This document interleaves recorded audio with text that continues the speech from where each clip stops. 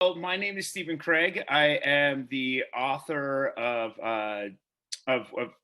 first of all, I'm an author of the novel Waiting for Today, but also a recurring blog called Truth in a Thousand Words or Less, which will soon be coming out in accumulation of that will be coming out in called Carpe Effing Diem, coming out shortly.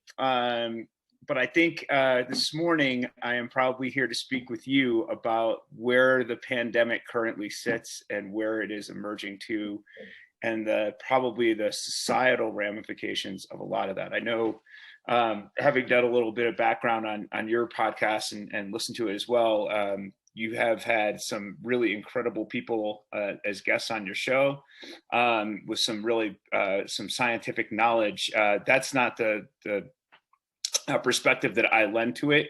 I've oftentimes suggested, and I think that's part of where my perspective comes out of this, is that I'm not the world's smartest guy, but I'm smart enough to listen.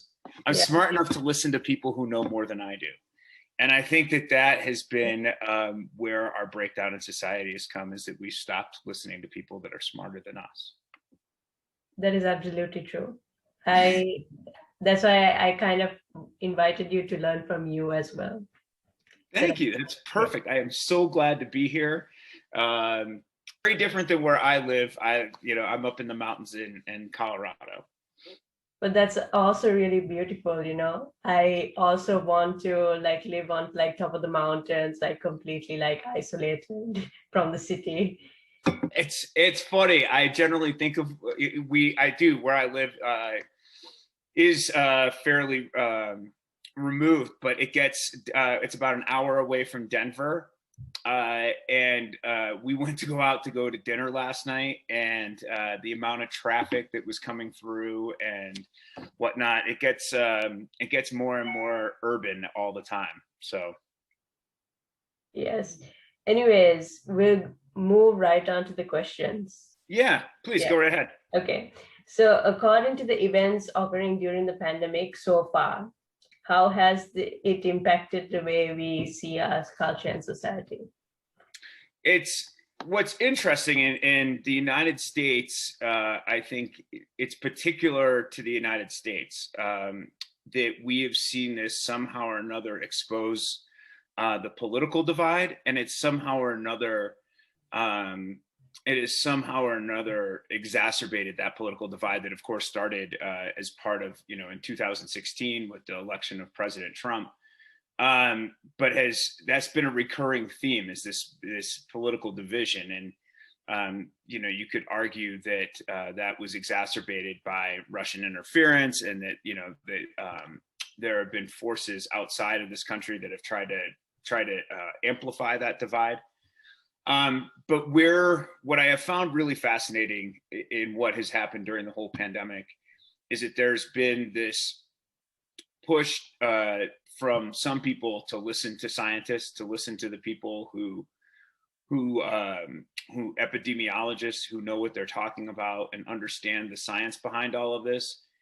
And then there has been this willful push by our society, by a fairly significant size of our demographic of our society, that push towards willful ignorance, and are easily manipulated by misinformation.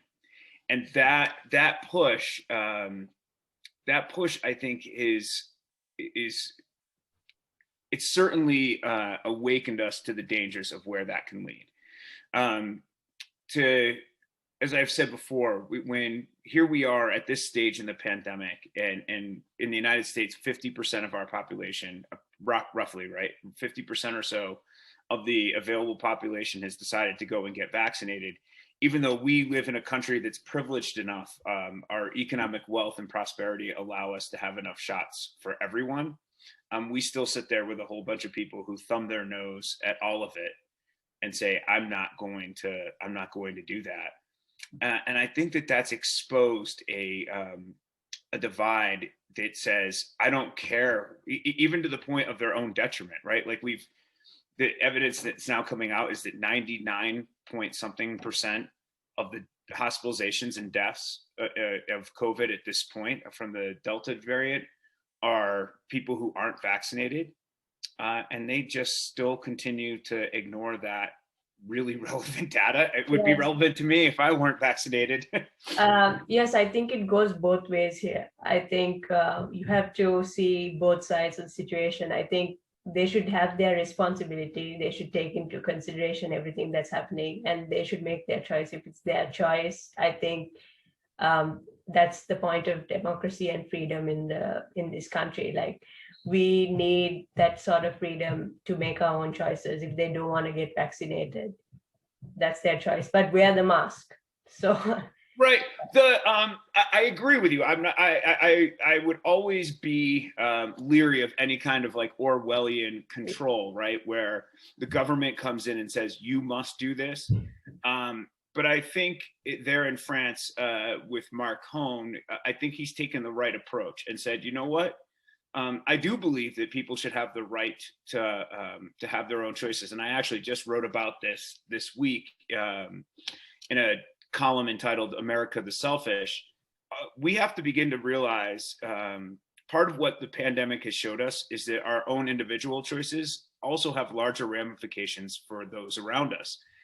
And by having so many people refuse to get the vaccine, it has allowed this continued spread to people even to people who are vaccinated, even though obviously the cases are far more mild. And then to children, right? We have kids that are under the age of 12 that can't get the vaccine. And while the original variant of COVID was fairly innocuous for kids under the age of 12, that's not the case anymore with the Delta variant. Like, we've seen kids going into the hospitals. We've even seen deaths with kids under the age of 12.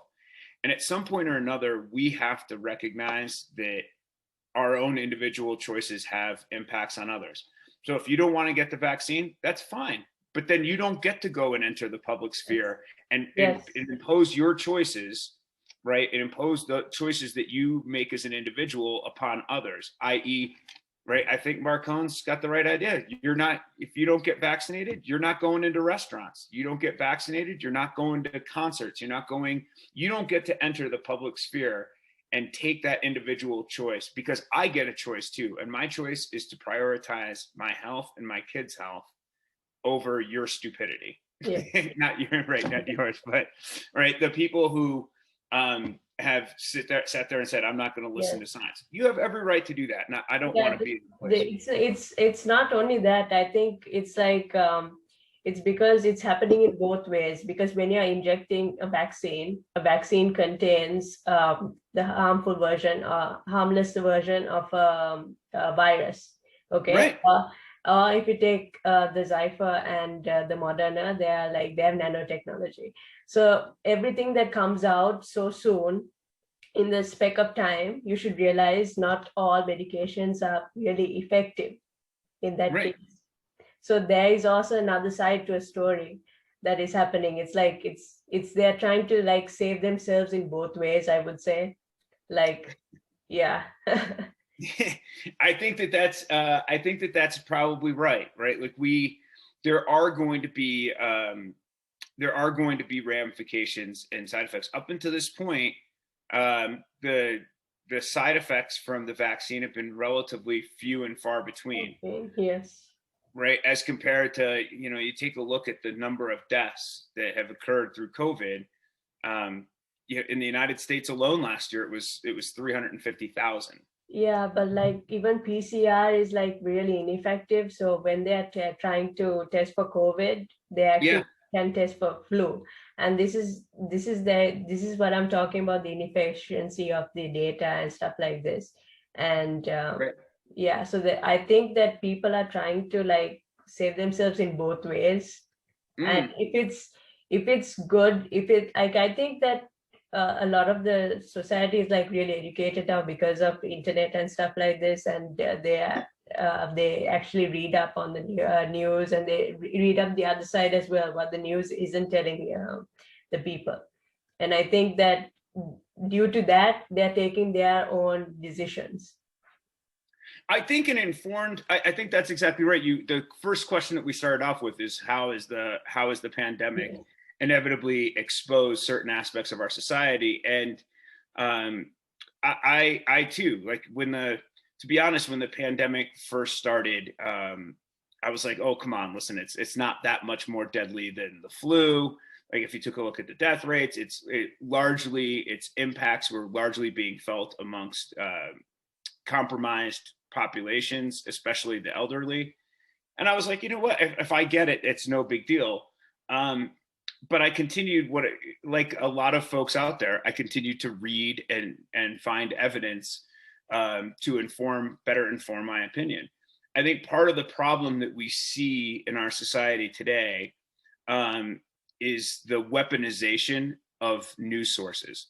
That news sources are no longer, back in the hate to wax nostalgic about what news looked like 30 or 40 years ago, Yes. but there was the idea that news programming was lost leaders. It was done as a community out, like news channels, whether it be through television or radio. They didn't make money on it. They knew that it was sort of a public service to provide unbiased news, and of course that has changed dramatically. And you can see it on both sides of the political aisle.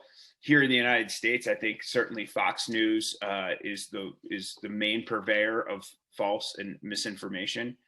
But a deliberate attempt to take news and turn it into propaganda, I think that's become really dangerous, and so that has really allowed for the spread of, the when we make choices about our health, we should be doing so with the best possible evidence and information.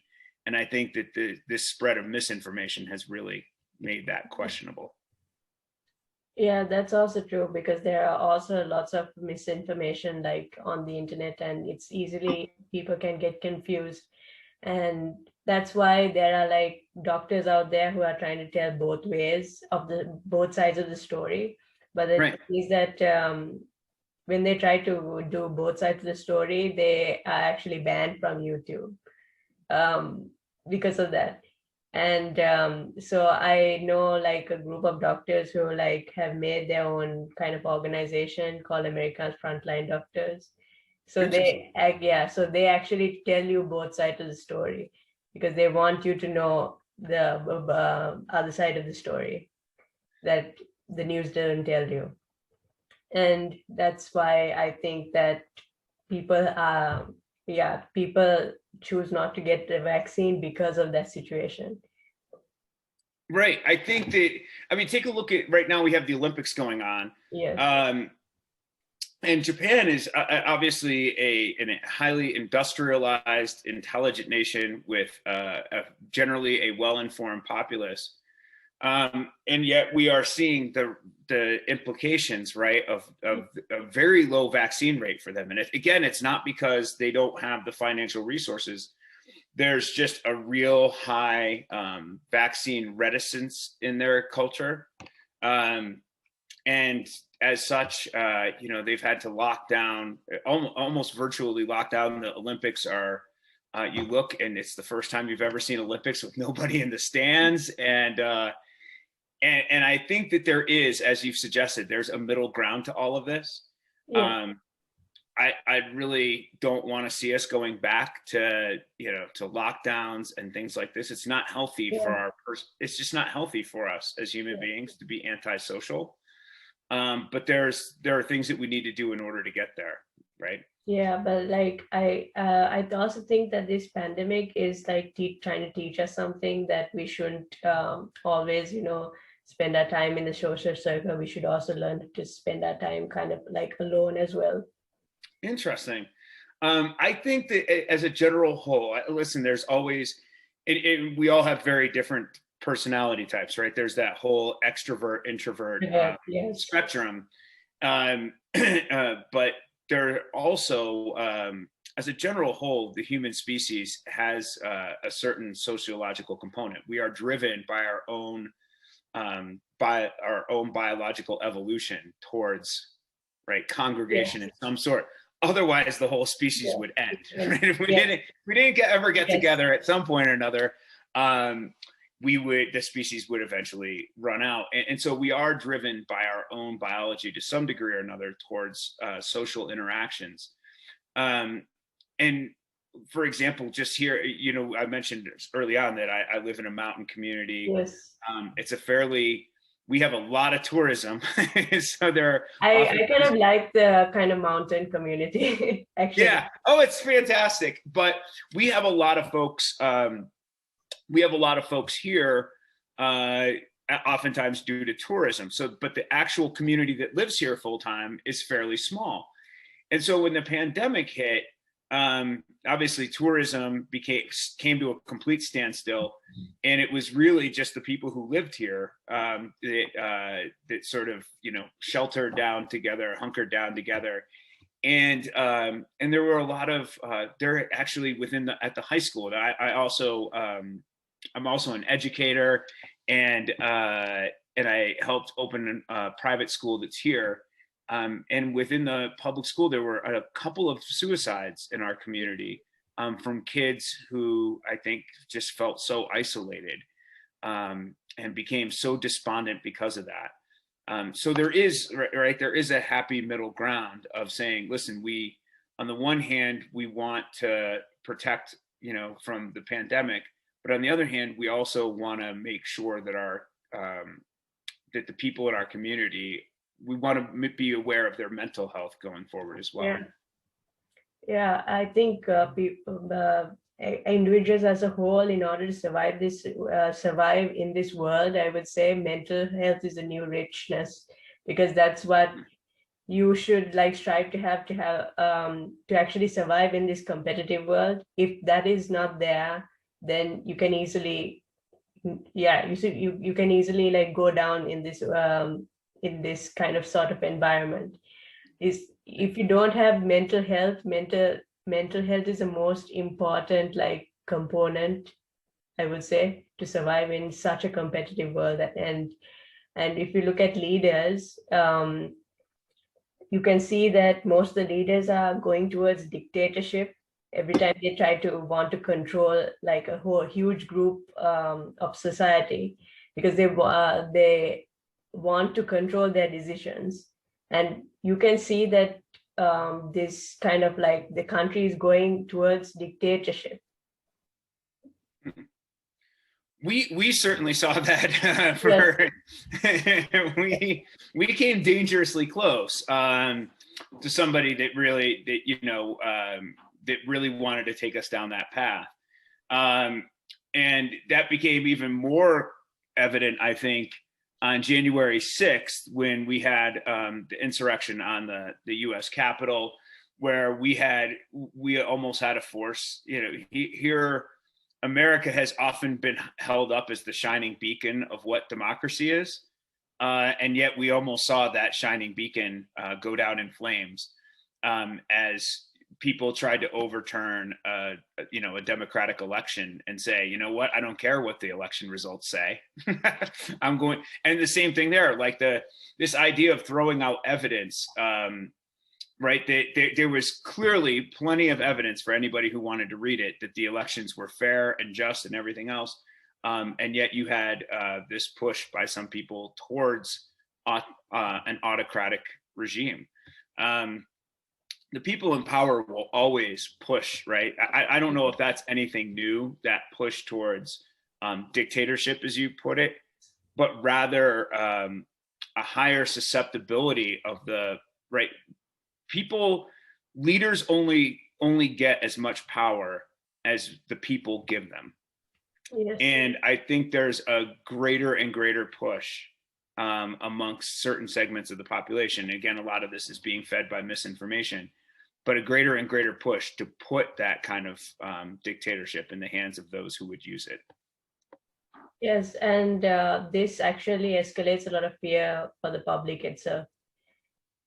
So they have to maintain it. They have to control it. Like I would say, because the thing is that like we humans, we tend to focus on the negative things more than the positive things for some reason, no matter how many things are going well off in our lives, we tend to focus on the negative things. Yep. And we just need to learn how to balance it, especially during a time like this. So I would say the pandemic is trying to tell us to learn how to balance that sort of reactions we have, because I think that that's why people go like try to end their lives in the first place, because of all this, everything that's happening around them. Right. Well, inevitably, your peace and happiness have to be internal to yourself. Yes. We were talking just a second ago about mental health. We've focused, for our society has been so focused on our exterior physical health for so Yes. long that we have ignored our own interior mental health. But that is a big part of it. Our society needs to be as focused on our own interior well-being as anything else. But that has been a big push. And also we should learn how to like talk, like speak our truths, because I'm also like, for me, I think the biggest challenge is that I figured out during this pandemic is me trying to project my truth towards other people. So kind of like conveying what I'm going through during this pandemic. I think it's also a really cool healing effect. Yeah. Yeah. Isn't that the point of having a podcast, right? I mean, Yes, yes, right? The whole point of having a podcast yes. is to share. And I think the internet, and it's had both really positive and really negative effects of giving everyone a voice. The positive, of course, is that everyone at this point in our society really does have a voice. You can go out on any number of social media platforms. You can host your own podcast. You can do all of these different things.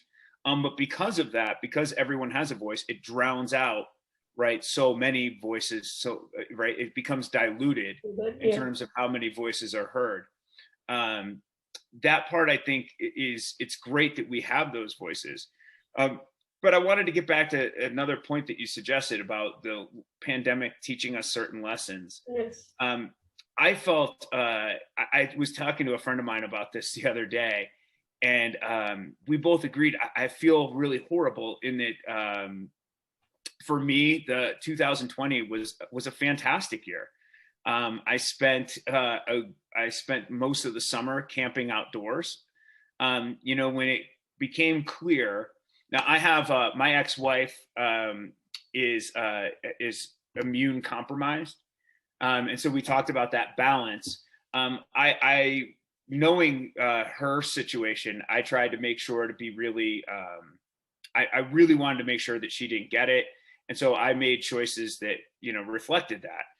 And but if you think about how the virus spreads, it did afford us a lot of other. While it closed down a lot of things, it opened up a lot of others. And as I said, I spent most of the summer camping and being outdoors, being on my bike, and actually really enjoying the time, doing a lot more reading. Other folks struggled a lot to be able to find those same points of happiness in the midst of the Yes, pandemic. yeah, like it's so refreshing to go out camping and kind of like observe nature itself. I mean, like a lot of time goes by and then you don't even like, I think society is like addicted to their technology for some reason, and that's why Right. they can't find that sort of inner peace with nature itself, connecting themselves with nature. And I think that that's the biggest struggle during the pandemic, because once the social circle is like cut off from their lives, they they would find different other ways to get that back, and without actually looking at the connecting to nature and creating a sort of I don't know, inner peace within I think themselves. that's exactly right. Now, I was in a position that allowed that a lot better. I was when the pandemic started, I was teaching in a school, and we went to remote learning pretty quickly. And that actually made my job much easier. But as the next school year started in August, it became clear that the school was teaching at was going to try to do a hybrid model. And I was like, I can't do that. My kids are going to be doing remote learning for the foreseeable future. They ended up doing remote learning all the way through this school year. Now they're going to go back to the classroom. My kids have been vaccinated. They're going back to the classroom in a couple of weeks. They're really excited about it. But I knew that I wasn't going to be able to be in the classroom this year. And so I took advantage of that in a way that was really, really wonderful for me. But there are a lot of folks who were in positions that didn't have that opportunity. And for example, the teachers and the guidelines that they've had to follow during the pandemic, it's been a tough year for them. And we talked about mental health. Yes. We should all be checking in on some of these. We, as a society, one thing I think we could have done, we should be doing a lot better, is checking in on the folks Yes. who the pandemic has impacted The significantly. most, yeah. Yeah. I also wanted to talk about like these coming days would be the end of an old world and the beginning of a new era. So I wanted you to explain this because I think that, yeah, you could explain this much better. Say that one to me again. Just read it back to me again, so it'll. So these coming days would be the end of an old world and the beginning of a new era. I think that as we watch in the pandemic, right? Just what we're doing right here and right now. Like you're in France, yes, and I am sitting there like literally 8 time zones away, and thousands of miles. And the way that we connect with each other, we talked a bit earlier about the need for human socialization. But the way that we interact with each other has changed so dramatically, and it was already shifting significantly before the pandemic towards a movement away from interpersonal connection towards connecting through technology. And for example, a couple years ago, right before the pandemic hit, I was out at dinner with a friend, and I watched 4 young women who were in their mid-20s maybe, and they were all having dinner together. And they said not a word to each other the entire dinner, but were on their phones communicating with other people who weren't there the entire evening. And I think that when I say the end of an era, as we move from, I think we are beginning to watch the depersonalization of our interactions with others.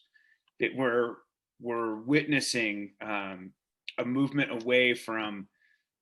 It used to be that when you had relationships, that you had to look somebody in the eye, that you had to meet their gaze and have a discussion with them. And now we can go on to Facebook and just tear somebody apart, say horrible, horrific things, and sit back. And there's a greater anonymity to all that. That part of an end of an era. I don't know that necessarily comes back. And I think there are both good, positive and negative aspects of that. But one way or another, I think that's the reality that we're moving towards, is towards greater technology, towards a more technological interaction between human beings. I think there are also possibilities for new innovations to come up, because like now we faced a lot of problems during the pandemic, and like people are becoming more creative. I think that, yeah, so there are bound to be more innovations, and they're coming at a faster pace because they have to solve the problems that the pandemic caused.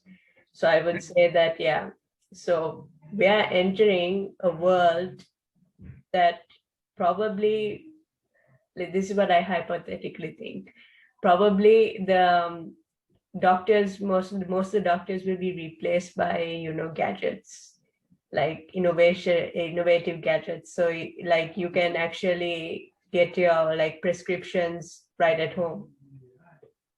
Yeah. Fantastic, right? Yeah. Right. And there are, of course, going to be, I mean, the thing about society and technology is that we don't necessarily parse out the positive and the negative, right? Like the example that you just gave, that sounds fantastic, right? That of allowing technology to do a better job of doing medicine, of doing what doctors do, of making clinical diagnoses, et cetera, without any interference of the human mind. Yeah. It would be fantastic. But we don't parse out the things. We don't necessarily parse out the elements of technology that have negative repercussions Yes. on humanity. Yeah. And that part of it, and it's coming so rapidly, the technological advances at times are coming so rapidly that we don't have time to ferret out that which might necessarily negatively impact society. Like, is TikTok really a positive development in our culture? I don't think so. I don't know. Even like I've been trying to like grow a business through TikTok, and I think I'm doing it wrong because I'm kind of old fashioned. I was born in the 90s. I keep on telling that to the younger kids nowadays. I was like, maybe I'm doing it wrong. Maybe I'm doing TikTok wrong. But when I show myself on TikTok, I seem to get more followers. It's just that when I put my company stuff, it seems boring. It's funny. It's when you say you're old fashioned, you were born in the 90s. I was born in 1971. So, and I am definitely more old school, and I'm an English teacher by trade. And I would watch my students doing these things on TikTok, and they just were it just seems so unbelievably stupid. It's really very interesting. I'll give you another example. I have the person who runs my website and has done a lot of the marketing work for my work. He's fantastic, and he's like, you do really well on a variety of different social media platforms, especially on Facebook. He's like, but you should start to do more on Twitter. He's like, it's volatile. You get a lot of, if you can get into a lot of, and he's like, and you can get into these arguments and it will expand your base. And I'm like, the last thing I want to do is start to get in arguments with people in 140 characters or less, right? This is, to me, like, not intellectual debate. This doesn't push us further. Yeah. And so it's, again, this is one of those things where but people love it. But I don't necessarily know if it pushes our society forward. If anything, I think like a social media site like Twitter gets us to the point where we don't necessarily fully flesh out the intellectual side of an argument. I had a former student who put on the end of one of my columns, he had some commentary, and then he put an acronym that was that I had to look up because I'm that kind of old, and it meant too long didn't read. I was like, too long didn't read. My column is literally called 1,000 words or less. Like, it's not. I think it's a 5-minute read. But in our culture today, for some people, 1,000 words is too much, and you're like, that's the limitation that we don't see. Yes, for me, like I wanted to do something in my life. I just didn't want to end up in TikTok and then be famous for nothing. Like I felt that I felt like that was stupid for me. So I don't know. Like that's my perspective. I know that people who want to do it out there, great, go do it if it makes you feel better. But like for me, I wanted to do something else, and I wrote a book as how the world how I perceive the world to be. Like yeah, so what is that the title? No, it's not the title. It's like I made it like a fiction book with everything that I've learned during my time in school and university. So I put everything together in a fictional book. Yeah, so like it's actually coming out pretty soon, and I actually made the cover and everything, and I was like, this is how I perceive the world, and I think the world can do much better than that. I like to think that the world could do a lot better, but the world works in ebbs and flows, right? So, yeah. And the world is, and we as human beings, to some degree or another, have to on the one hand, try to shape it, and on the other hand, have to embrace it for where it is. and I mean, is it like, here you are, how have you found the podcast has the podcast given you that power to enable you to speak to your own perspective, like for example on the pandemic? Yes, I have spoken on my perspective, and I have given like the freedom for everybody to speak out their opinions as well. Like I just Hmm. don't like only consider my opinion, because I think that my opinions go against most of the world's kind of topics. So like for me, it's like Where do you find that your opinion differs from the world? When you say that you think that your opinion differs, where does your it's opinion like differ?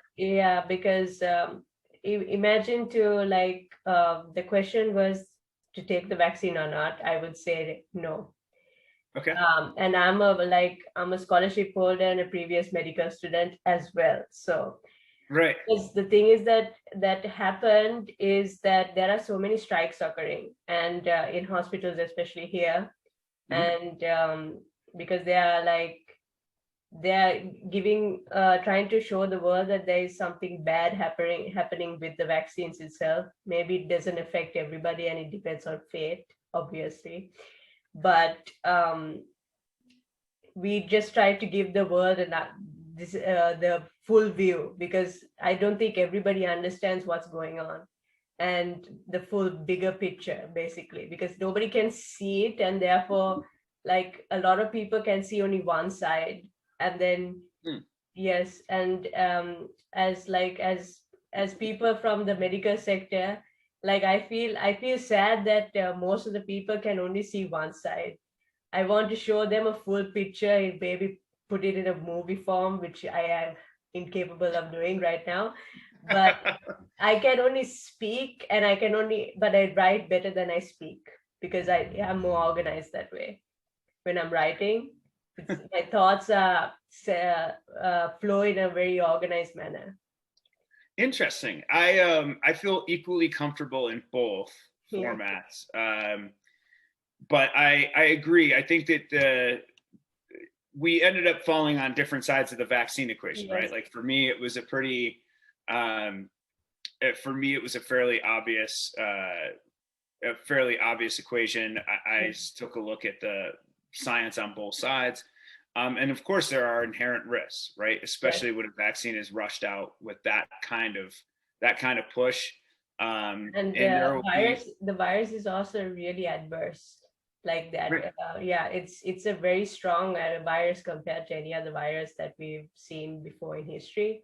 And if you take a look at history, what has happened is that humans have evolved and like kind of like able to resist the harmful effects of the virus from the vaccine itself. So that therefore you have that evolution, so that no, like everybody won't die all of a sudden just because there are risk side effects coming from a vaccine. So we have the evolution, as because people have these bodies that adapt faster, I would say, to any type of risk. So I mean, like some people are like superhumans, but not everybody are. Like I would say.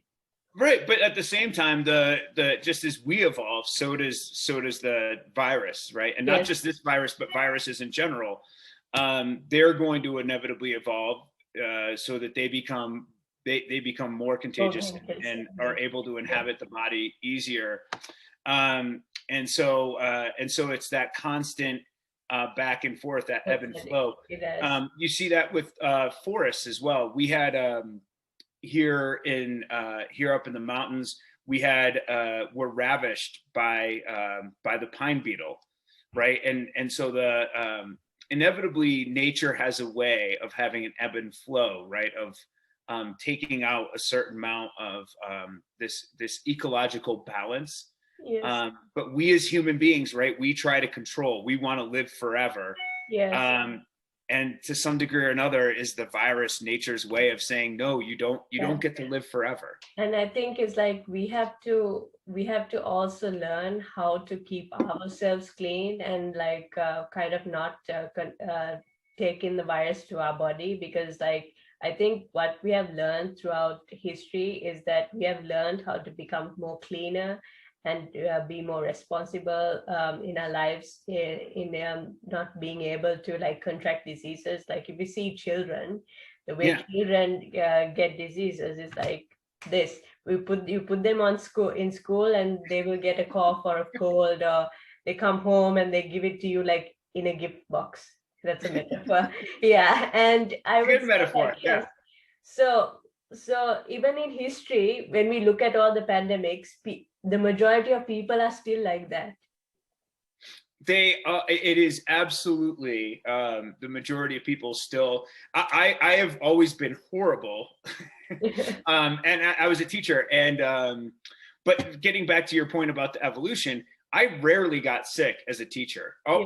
almost never, and I was around kids all the time, and Yeah. so I should have been getting sick fairly regularly. But number one, I keep myself fairly healthy through my diet. I am terrible about being conscious about washing my hands and all the things like preventative. Yes, yes, I can understand that, but like I don't know, like for some reason, the way I was brought up is like I'm a really clean freak. I don't know, like I don't know, like it doesn't have to be a virus that's out there, a pandemic is out there. I'm Right. definitely going to wash my hands. Like every time I think that okay, I just touched a really dirty item, I better wash my hands because of germs. I think I was like brought up that way, and Right. yeah, But so the interesting question then becomes, is that a good thing or a bad thing, right? Because I've always been horrible about that, right? And I worked around kids, and right, does that inevitably then, because I almost willfully, right, by not washing my hands well and not being very hygienic, do I then strengthen my immune system because I'm subjecting it to so much that I probably shouldn't? Whereas I think you don't touch your like eyes, nose, mouth, ears, because those are the main openings. true. Right. That's kind of gross, anyways. Yes, yeah, and I think like the majority of people still like I don't know, they're careless about it and they touch their eyes, nose, mouth, and therefore Yeah. they spread these are like ways to spread the disease. And for some countries, as I said in my previous episodes, that they have overpopulation problems. These are like yeah, these are making the virus like is able to spread quickly from one person to another at a really fast rate. So there And are that's there are factors as well. right. I mean, we should be really conscious of that. Like societies that do have, obviously China and India both have, if you take the amount of population in India, it's about 3 times that of the United States in a geographical area that's Yes. about a third. So you have 9 times, if not higher, the population density, which means that things are going to be far more communicable. Again, is that sort of nature's way Yes. of sort of thinning, and you take a look at where the virus hit, particularly it hit vulnerable populations like the elderly. Is this nature's way of sort of Eliminating. Yeah, eliminating. Yeah, human overpopulation? We are, after all. I mean, I wrote a while back a column that got it was super controversial because I talked about overpopulation. Yeah. And about the idea that, the idea of potentially, and not government mandated, I'm always leery of that, but self decision making of saying, of limiting yourself to 2 children and saying, you know what, and of course people that angered people, you can imagine, right? Especially people who had more than 2 kids got really angry about that. But to some degree or another, the planet is going to eventually dictate how many people we're going to have. At some point or another, is the virus just one more way of nature saying, no, stop? Yes, but I think either way, the people who are meant to survive will survive, and people who are meant to leave, even if it's sad. And that's It's that to some degree or another is Darwinian evolution, right? And it's cold. Like Yeah. nature doesn't care. The other one of the other populations that was hit hard by the pandemic were people who were obese, right? Yes. Um, and their their underlying health factors, whether it be diabetes, et cetera, left them vulnerable Yes. to the virus. Is that, and again, when you talk about the virus and nature will thin the herd the way it sees fit, um, I think that we, to some degree or another, the virus is given us some lessons if we decide to listen. Yeah. It's like there are people who are obese are kind of like at risk from the virus, and they're also at risk from the vaccine if you actually think about it, because the like if you think about the definition of a vaccine, Right. It's a small part of the yes, disease. Right. So they're going to be even more vulnerable to that.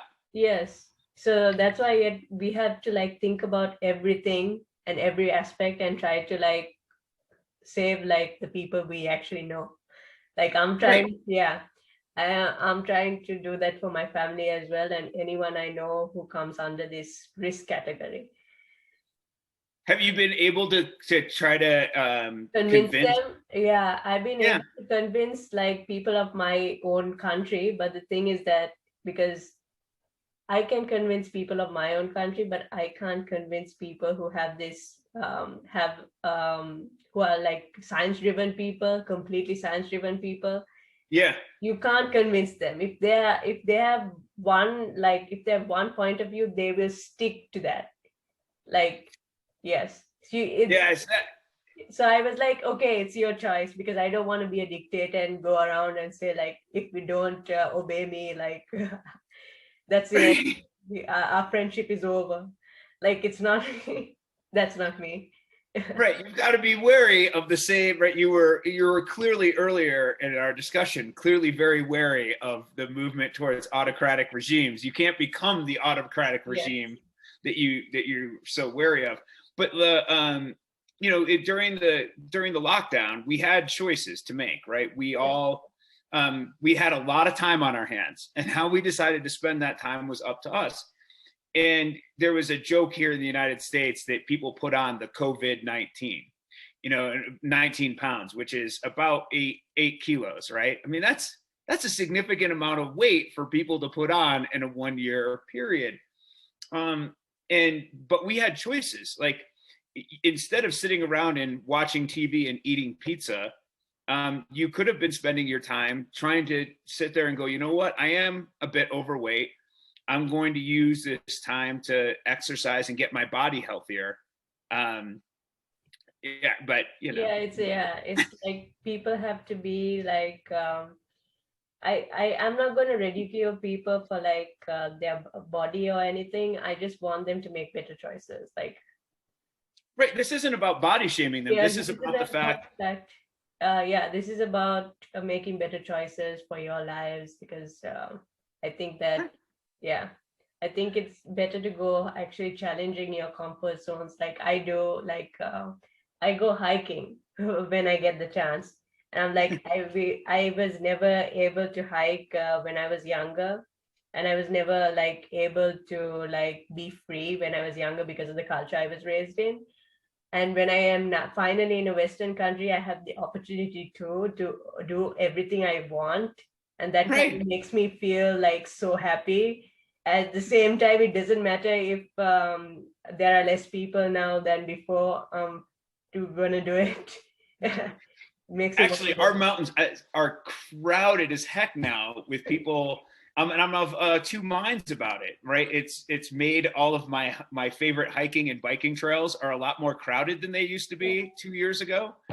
Um, but it at the same time, what do we want other than for the people that we are, our community around us that we love? We want them to be healthier. Yes. And again, this isn't about body shaming. Yes. It's about the idea that that living a healthy lifestyle puts you in a better Better position to position. have a good, long, healthy life. And the pandemic is just a reminder of that.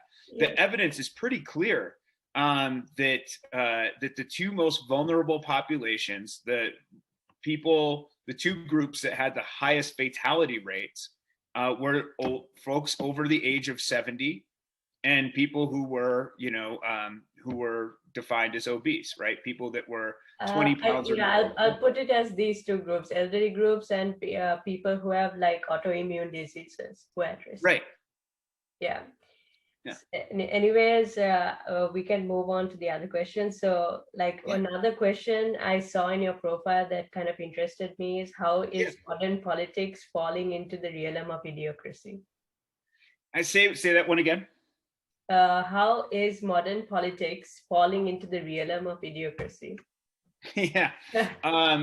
Modern politics has fallen into that category. It matched the way that we talked about earlier, that we've started to divide into our own two camps. Yes. And we have a tendency to get our information and our news sources. It's ironic that the internet was always supposed to be this open flow of information, and it was supposed to widen our world and our world perspective because everything was suddenly available to us.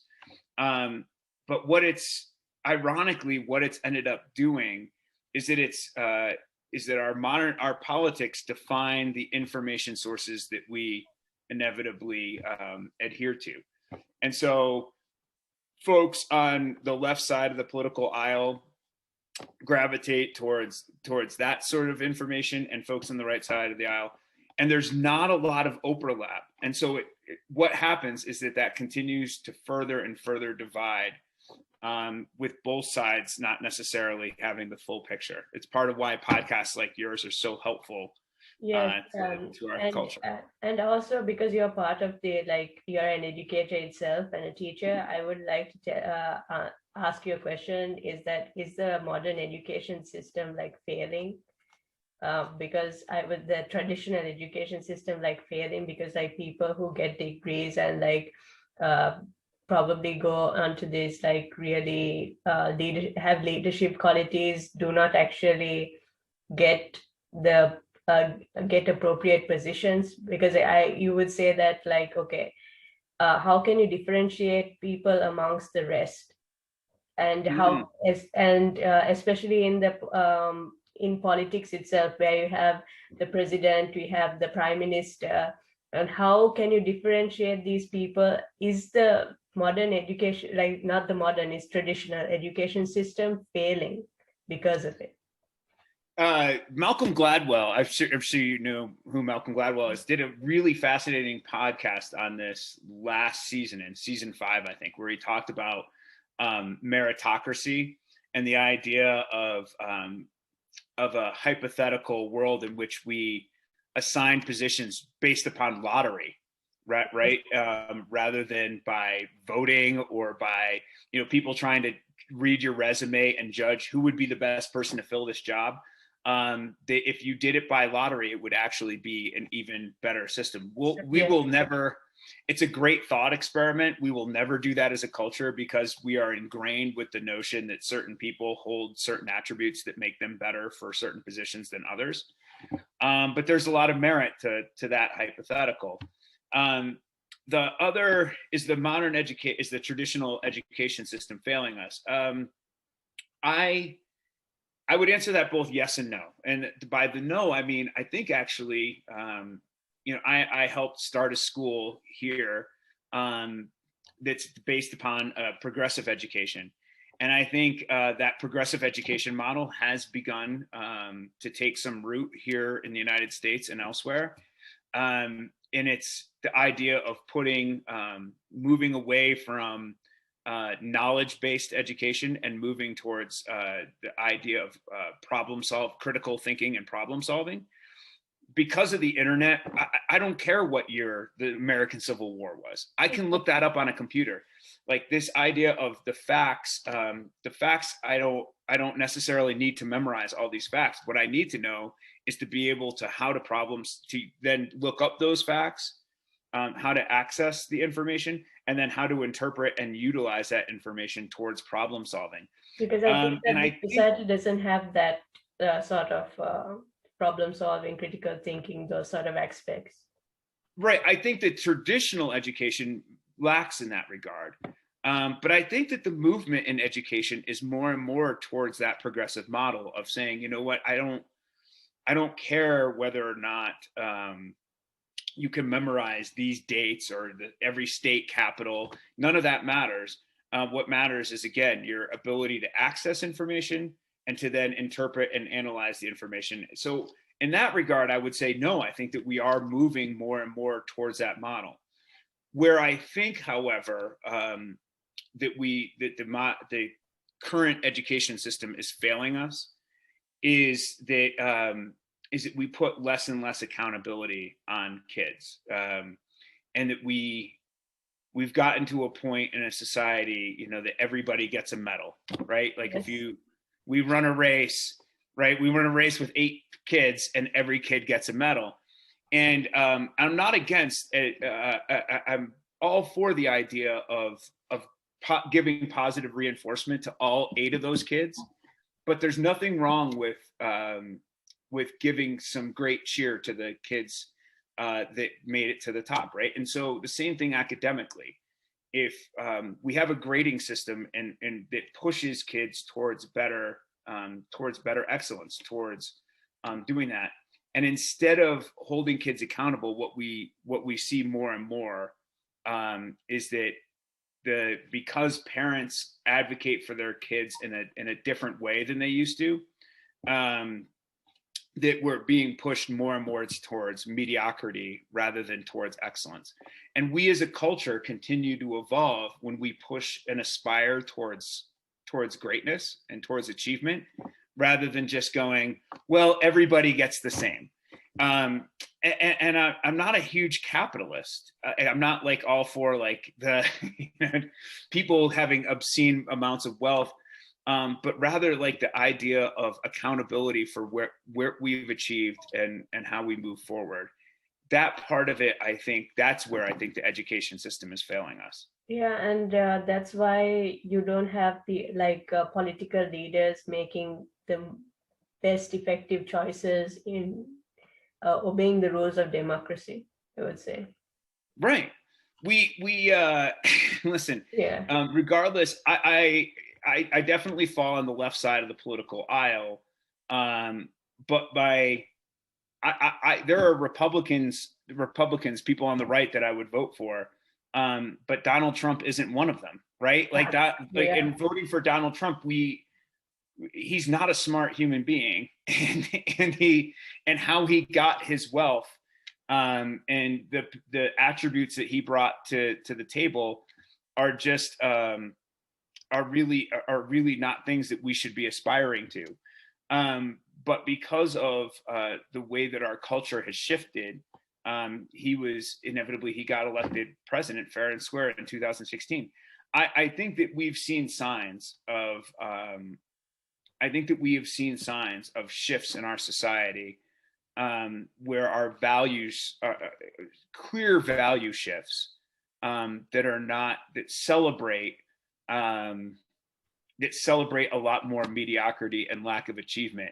It's more about how many followers you can get on TikTok or whatever else, right? These are the people that we applaud. Like when I think of my students and who they aspire to be, they talk about a lot of social influencers, people who have like on YouTube and things like that. And I'm like, shouldn't you be aspiring to be like somebody get better idols. Right. Yeah. Like doctors or really impressive scientists, regardless of how you feel about somebody like Dr. Fauci, or right. These should be the people that we're holding up as role models for kids. But instead, who are they aspiring to be other than people like Kim Kardashian? No. Thank you for that look, by the way. That look says it all. We have a whole culture in which but like you can people learn from every person. I do believe that, but like I think that like celebrities having idols from celebrities, not the best kind of approach, I would say. You would have like, I don't know, like I have had idols, but they were like in past history. Like I don't know, like I kind of liked who's the I can't remember this woman's name. She was in the Montgomery bus boycott because she Hmm. yeah she was inspiring to me. She was really Those inspiring. Yeah, those are the people that we. yeah, That's activists. exactly right. It's Yeah, activists. people. Well, people who speak truth to power, right? Yes, And that's what you're doing by this very podcast, yes, right? We should be holding up people like you, right, as people that we should aspire towards. People that are raising a voice. and I kind of like Emma Watson also. I like Emma Watson as well, but that that notion though of a cult of celebrity rather than the people that lie behind it. That part of it, I think, is where we see our culture failing us. Yeah, so I remember the name of the woman. She's Rosa Parks. Yeah, She sparked, yeah, she sparked, she was the reason that Martin Luther King emerged. And I think if if she wasn't there, like a lot of things would have not taken place in history. she pushed forward. My daughter, I'm glad that you brought up Rosa Yeah. Parks because my daughter, Rosa Parks is like my daughter did a school project on Rosa Parks, Yes. and Rosa Parks has been her role model ever since. My daughter, if I told her, asked her who Kim Kardashian is, she would have no idea. She has no. My daughter has, and she's 12. She's not like 5. Yes. She's 12, and she has no idea who Kim Kardashian is. But she definitely knows who Rosa Parks is, and I think that we need to push more in that direction Yeah. towards what values and attributes do people bring to the table, and that we celebrate. Now, that doesn't mean that we have to sit there and say, "Oh, Kim Kardashian." There's nothing to gain from Kim No, Kardashian. there's absolutely, you can learn a lot from her life actually. The Right? way the way she approaches her divorces and how she gets the property rights considered in the law side of things.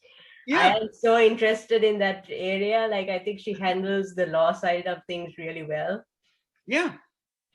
So Right. I think you can learn something from her, but like I wouldn't like she wouldn't be a role model for me.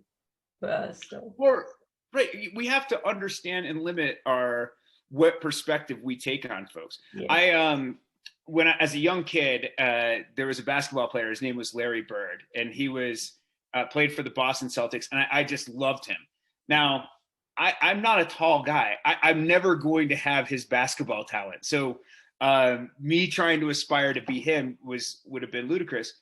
But later in his life, it turned out that he had a number of affairs, had cheated on his wife a number of times, and had a number of children outside of wedlock. Now, I'm not here to try to judge other human beings or anything else either, but those that right when we that lack of commitment, keeping our promises, holding true to and having some sort of integrity.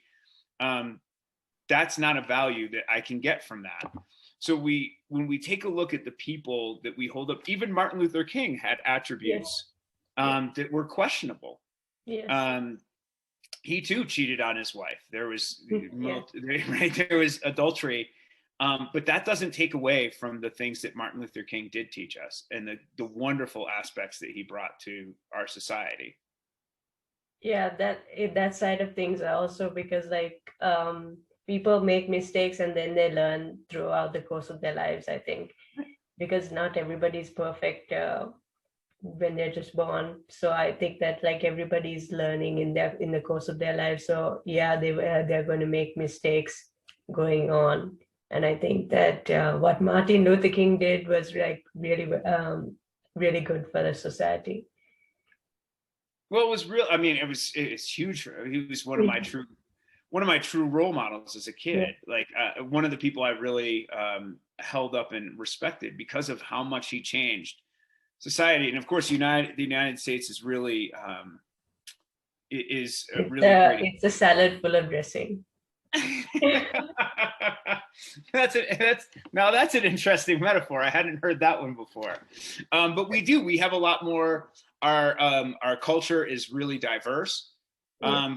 Part of the reason our culture is diverse is because of the really checkered dark past Yes. slavery played in our nation's history.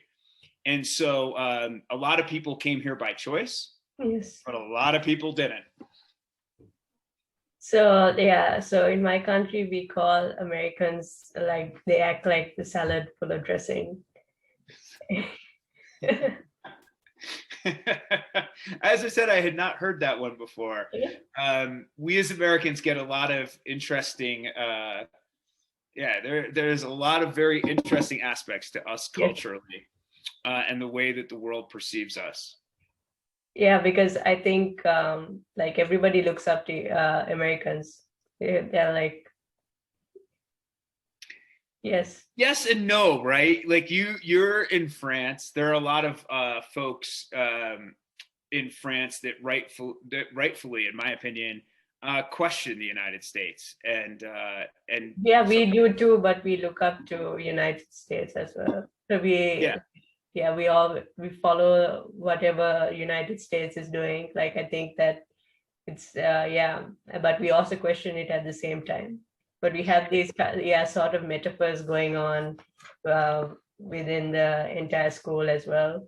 it's So interesting yeah, because the pandemic, not so much, right? The pandemic, I think here we are standing at this moment in time when both France and Italy are looking to potentially, and I think France has already, Macron has already come out and says to the effect of, hey, if you aren't vaccinated, we're going to have vaccine passports.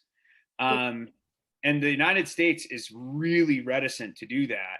And will they at some point or another? I don't know.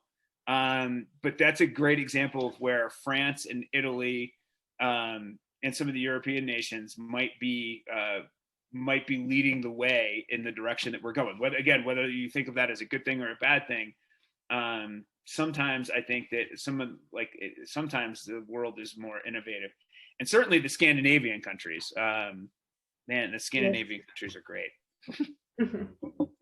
I agree with you.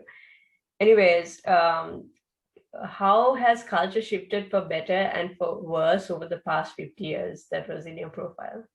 Over the past how many years? 50 years.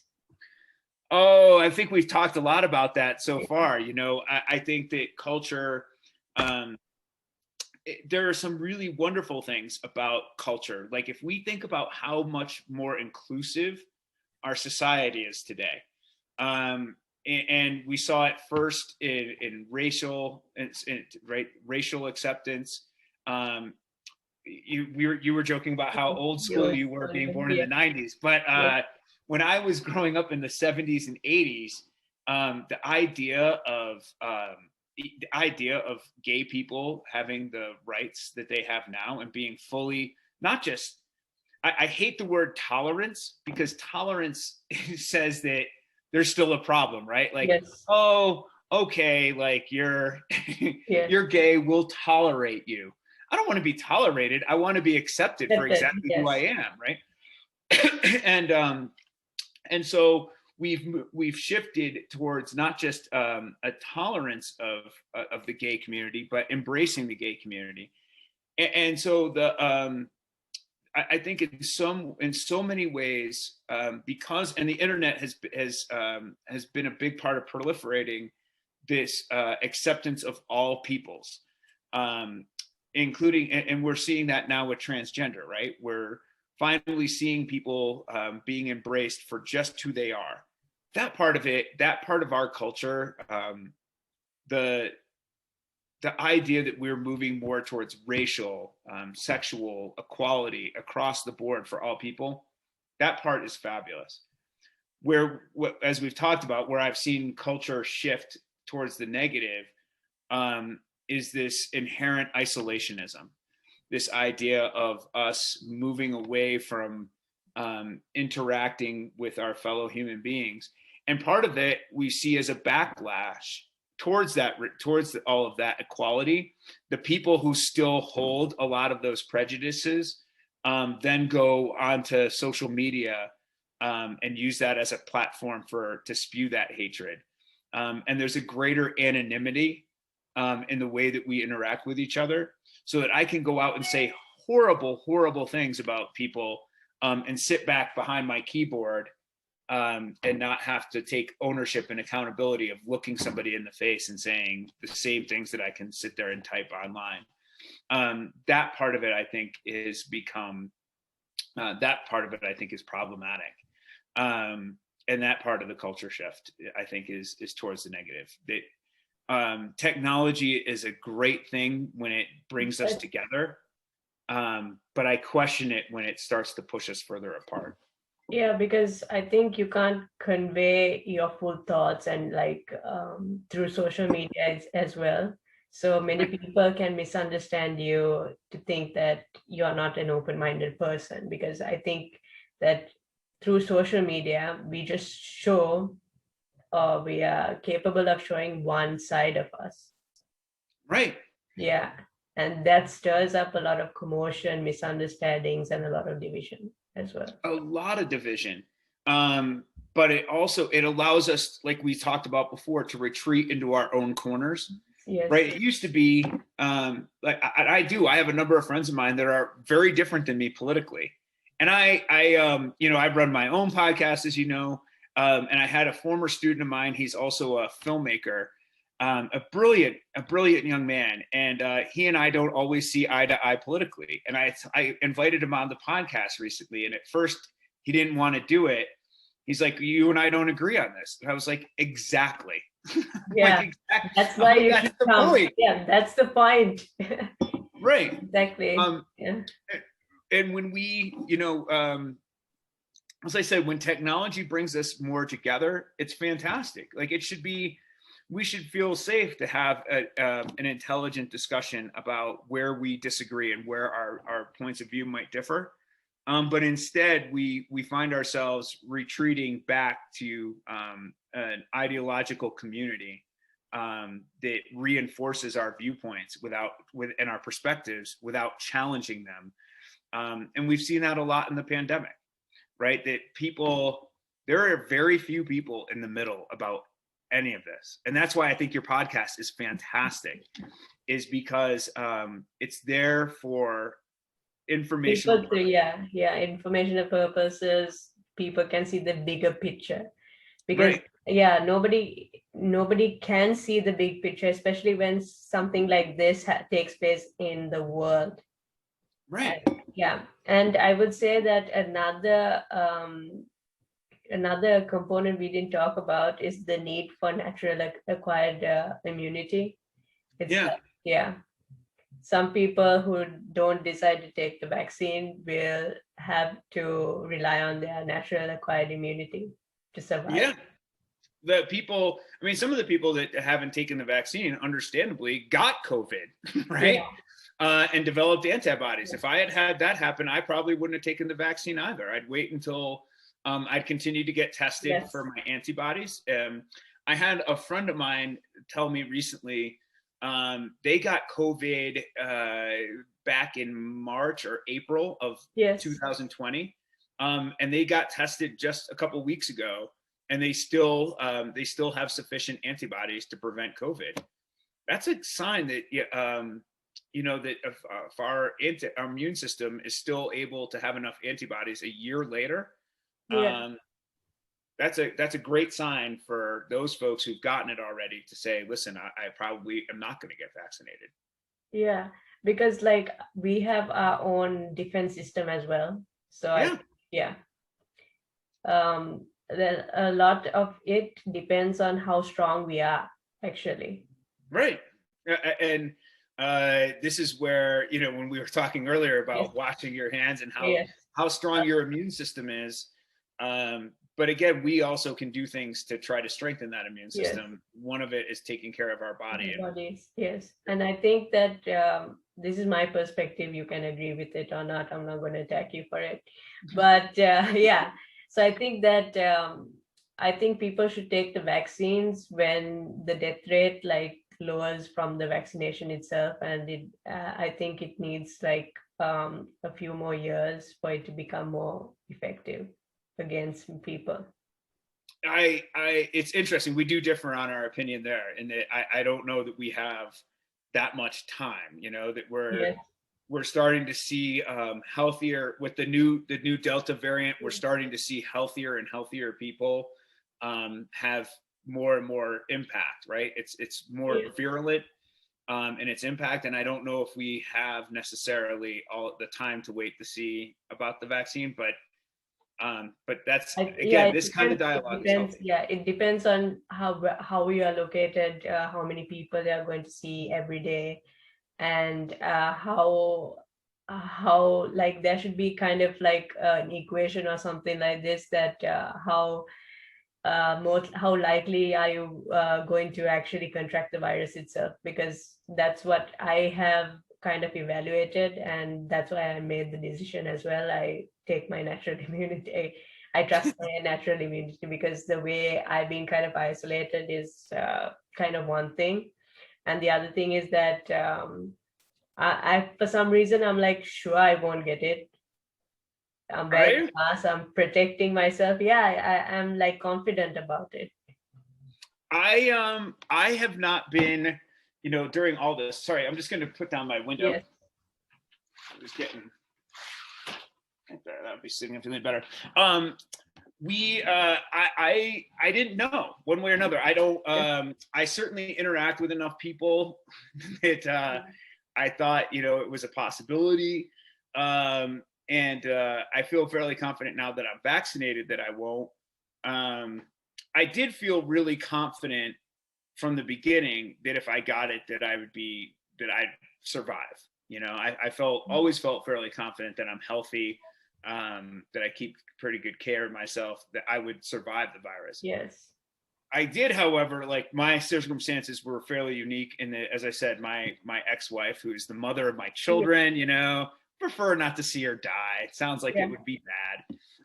And she is immune compromised because of the medication that she takes. So um, a lot of that informed a lot of my decision making. Yes. It wasn't just about me. Yes. It was about the impact that if I got it, what that could mean for other people in my People. life. Yes.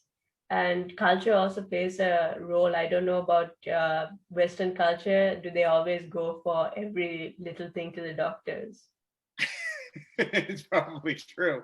Um, I I do not fall in that camp. I almost never see the doctor. In fact, I probably am well overdue, just for like a routine checkup. But yes, I think as a culture we do, and that we rely on.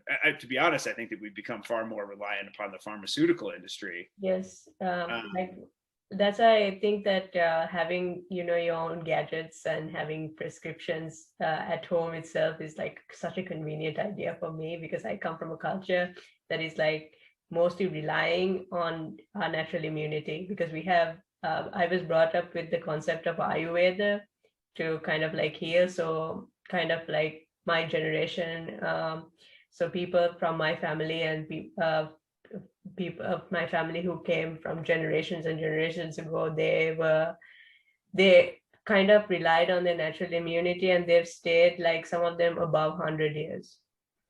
yeah, that's that, Yeah. right. That's a great sign. And I am really leery. It's funny. I fall on the side of the vaccination camp, right? Like Yes. for the most part, I'm all for the vaccine. And I know it comes with some inherent risks, Yes. but I think that the risks clearly outweigh the negatives. And yet that's the only medication.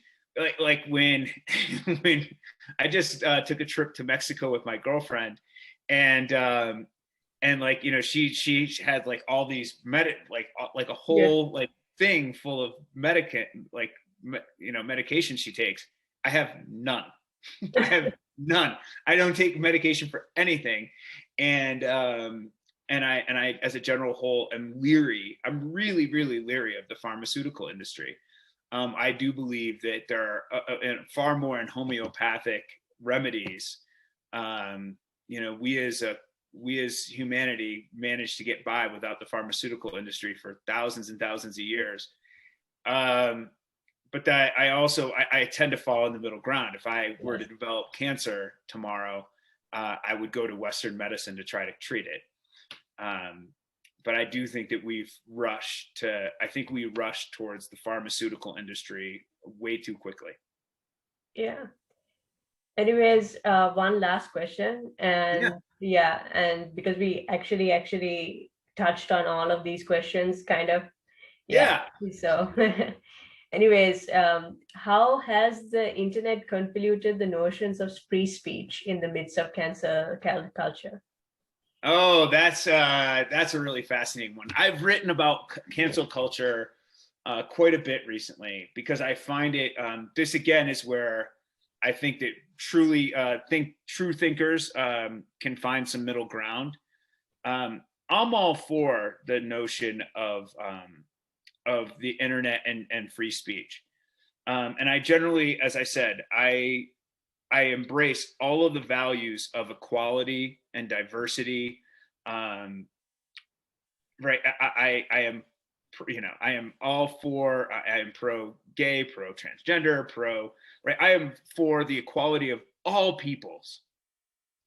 But that's my perspective, and I think the problem that we see with cancel culture is that somehow or another, it ironically tries to quiet and silence other voices that have differing opinions, and that to me misses the entire mark of what equality is supposed to be about.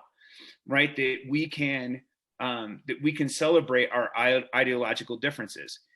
You have a right to be a racist bigot if you want to be. It's not me. I in no way, shape, or form agree with you, but that doesn't mean that I need to silence you. And the line that I finished one of my columns with is that we have to get to a point where we believe enough in the discerning public to be able to know a jerk when they hear one. Right, like just because someone say someone's anti-Semitic and says things about against the Jewish population, I know they're an idiot. I don't need to shut them up in order to know how stupid their point of view is. And I don't know if you've ever been to Hyde Park in London, but they have what's called speakers corner, where they where people get up on a soapbox and can say whatever they want. And when I was there, I remember I watched one gentleman get up and talk about how women should be barefoot and pregnant, that they should. No. Yeah, exactly. And I'm sitting there going, oh God, I so disagree with you. I was raised by a single mom. So my mom I'm very much a feminist. But I wouldn't tell him, I'm not going to shout him down and tell him to shut up. I'm going to let him continue to speak and trust in the people that are listening to him to know that that his opinion is horribly misguided. This notion of the internet has opened up the opportunity for everyone to have a voice. But what have we used that tool to do but to try to silence so many of those voices, especially the ones that disagree with us? And I think that's where liberalism is missing its point. Yeah, but the thing is that a lot of people kind of like the control, I would say. That's why they are kind of doing this. So I was like, I came from a culture that kind of adores the men being in the supreme part of the the man was like the supreme person of the family, let's say. Right. Like a president of a country, but he often kind of behaved in a way of a dictator, which I kind of disagree. And they don't let the kind of their wives run their own business, which is that I am kind of like a black sheep Okay, Right. I just came, I was born, and then I was like, after a few years, I think I was thinking to myself, this is not the life, this is not how life should be. I mean, like, that's why I completely follow the Western culture because I have freedom. Right. But I don't have to silence other voices. We completely agree on that. Yes. Right. I am, as I said, I am a complete feminist. My mom was a single mom raising me on her own. She was an incredibly strong human being. And there is no, and I raised my daughter. I mean, I have a Yes. daughter. I remember when in 2016, my next door neighbor, um, the whole thing came out with Trump, and he was talking about grabbing women by the right. Mhm. If you remember that comment, Yes, yes, yes. and I it do. was horribly sexist, and I found it um, as the father of a young woman, I found it so appalling and disgusting that somebody who was running for president could say something like that about women. And so my next door neighbor had a Trump sign in his yard, and I almost went next door and said, you know what? I have a daughter, and I'm offended by that. Could you take it down? And then I Yeah, realized, no, yeah, no, no. The whole notion of the only way that we're going to evolve in our society is not by telling people who are sexist and racist and homophobic and all those things, and tell them you're wrong and you're stupid and you need to accept and embrace everyone. That's not how we're going to evolve as a society. no, they have to We're, learn by themselves. we have to stand up and uh, tolerate and even embrace viewpoints that are different than our own. Yeah. That doesn't mean that we can't engage in a dialogue and expose their ignorance, but to sit there and shout it down and try to silence them and tell them you can't, we're going to take away your social media platform because you said something sexist or racist. No, we have to encourage them to speak their voice too, and then trust that everyone around them will realize how ignorant that point of view is. Yeah, I think when people have a chance to actually speak out their kind of like their kind of point of view, I think they get a chance to actually learn from other people, and I think Right. that's what's actually beautiful because like not many people can actually have the opportunity to learn from other people. Maybe they have like maybe obligations that we don't even know, restrictions Right. that we don't even know, and that kind of opportunity when they have that kind of opportunity to learn, and when people can like correct them and say like it's a part of their lives, they're not born perfect, I would say. So I think the free speech is kind of like a beautiful thing. You get to learn as well.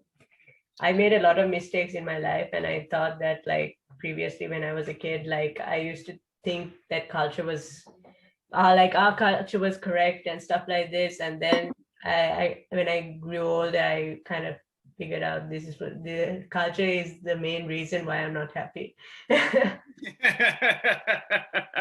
you know but we evolve as my dad occasionally, and my dad's a really great human being, and but he's 76 years old, so he has some older values. And my dad one day said something about, I can't remember what the joke was, but he told this joke that was sort of homophobic, right?